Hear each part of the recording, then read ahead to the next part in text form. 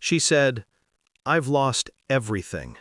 And I smiled, because 6 months ago, I was the one who lost everything, except control.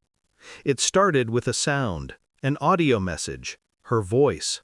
It came late one night, 2:17 a.m., when my phone buzzed on the nightstand. I thought it was nothing, maybe a drunk text, but it was an audio from my sister, Lena. I pressed play. Her voice filled the room, soft, intimate. She was talking to someone, whispering. And then I heard his name, her husband's, and mine. "She's so pathetic, Aaron. She thinks we actually care.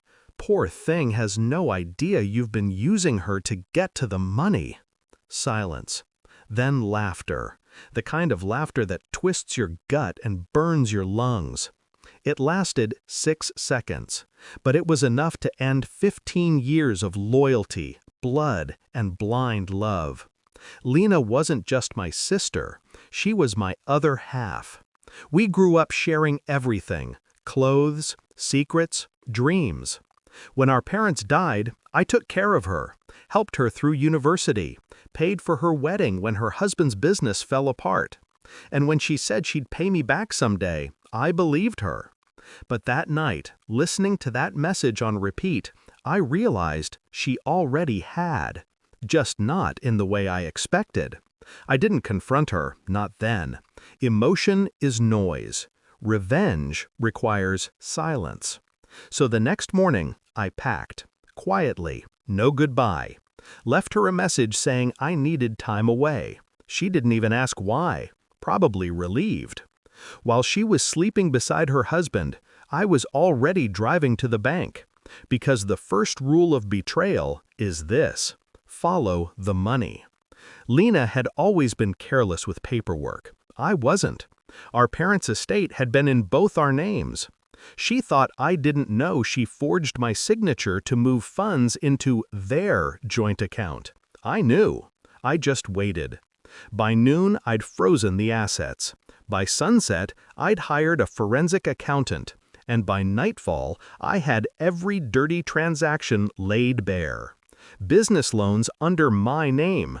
Tax filings using my credentials.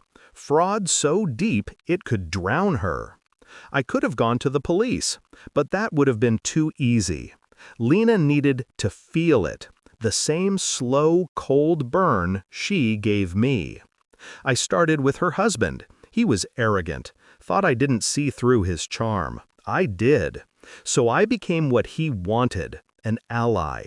I reached out, pretended to forgive them both, said I was starting a new company and needed investors. I let him think he was manipulating me again.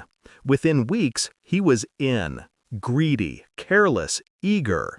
I handed him fake contracts, fake financial statements, fake hope.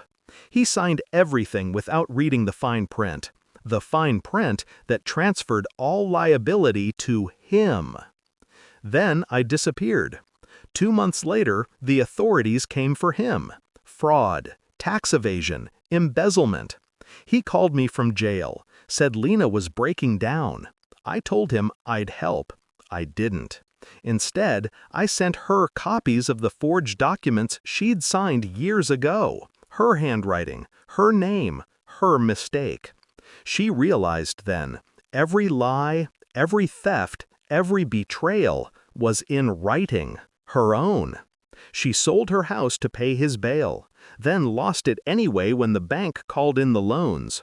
Her friends disappeared, her husband blamed her business collapsed.